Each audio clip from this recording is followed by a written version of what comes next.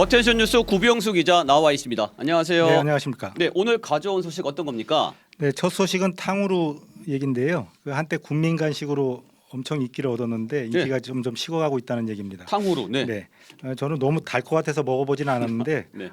상당히 많은 젊은이들이 찾던 탕후루였는데 맞아요. 인기가 확 식어들고 있다고 하는데 그걸 뭘로 볼 수 있냐면 폐업 점포 수가 아, 개업 점포 수보다 훨씬 앞서고 있다는 겁니다. 네. 그 행정안전부의 지방행정 인허가 데이터 개방 그 통계를 보면요, 지난 13일 기준으로 전국 탕후루 가게 누적 폐업 건수가 118건으로 집계가 됐어요. 네. 반면 그 개업한 가게 수는 71건에 불과했습니다.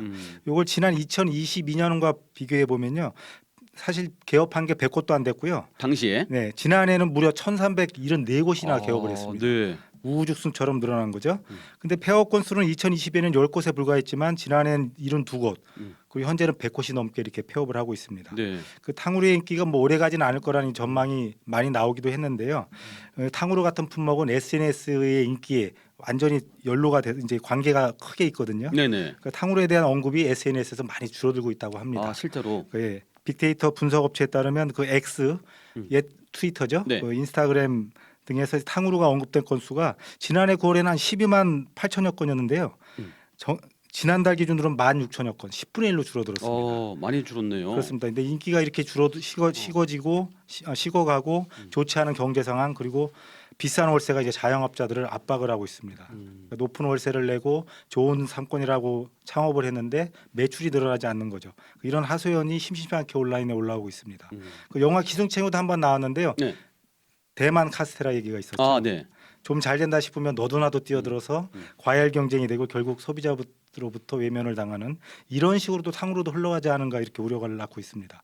뭐든지 타이밍, 제때에 들어가고 나가고 뿌리고 거두고 하는, 이게 제일 어려운 거죠, 사실은. 그러네요. 자영업자들의 고민도 많겠습니다. 네. 다음 소식은요? 네, 요즘 경복궁에 가면 조선의 임금과 왕비를 많이 만나볼 수 있습니다. 맞아요. 네, 한복을 입고 고궁을 찾는 관광객들이 엄청 많이, 지금 날씨도 엄청 좋고요.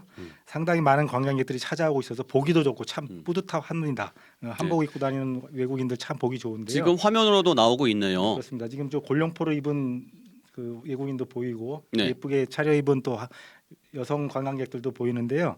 근데 문제는 이 한복이 국적불명일 경우가 많다고 하는 거예요. 아, 네. 그 문화재청이 이를 개선하기로 했는데 최근 그 문화재청장 최응천 청장이 최근에 인터뷰를 했어요.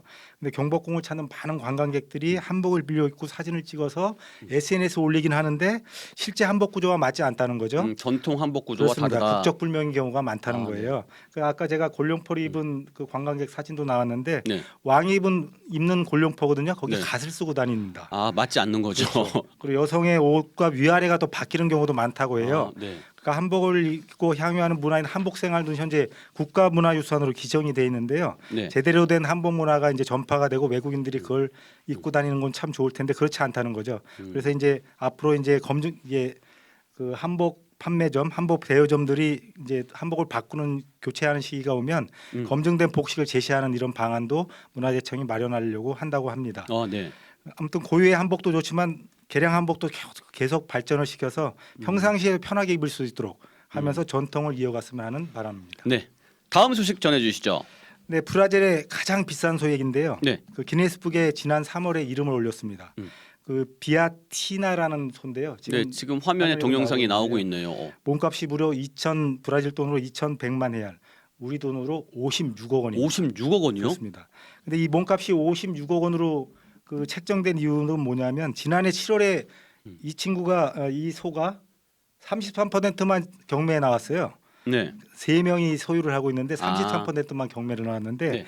그때 지분의 33% 지분의 가치가 19억이었습니다. 그래서 100%를 전부 이 한 마리를 다 살려면 59억이 되는 거죠. 네. 이 비아티나가 브라질 남부 홍수 피해자들을 위한 기금 마련을 위해서 다시 경매에 나섰다고 합니다. 그 비아티나의 그 담당 수의자가 이 비아티나의 가치를 평가할 때 3가지를 얘기했어요. 지금 아주 당당하게 걷고 있는 모습이 보이는데 아름다운 외모, 그다음에 고급 육류를 대규모 생산할 수 있는 능력이 있다고 합니다. 네. 그리고 견합이 없는 내다리, 이게 이 비아티라의 가치를 결정한다고 하는데요. 뭐 유전적으로도 굉장히 좋은 유전자, 그리고 고품질의 고기를 생산할 수 있는 유전자 은행이라고도 이렇게 칭찬을 아끼지 않았습니다. 근데 이 비아티나의 우수한 유전자를 그 보유하기 위해서 80비의 난자 매년 10차례에 걸쳐서 추출을 아. 해가지고 생산을 한다는 겁니다. 네. 그 피부도 두꺼워서 위생에도 그 저항력도 굉장히 높고요. 음. 신진제타 덕에 낮은 사료의 질 먹고도 잘 자란다고 하네요. 아, 그 결점이 없는 소 같은데요. 음. 고기의 품질도 좋다고 하는데 음. 고기 맛은 역시 한우가 좋지 않을까요? 글쎄요. 여기까지 듣겠습니다. 구병수 기자였습니다.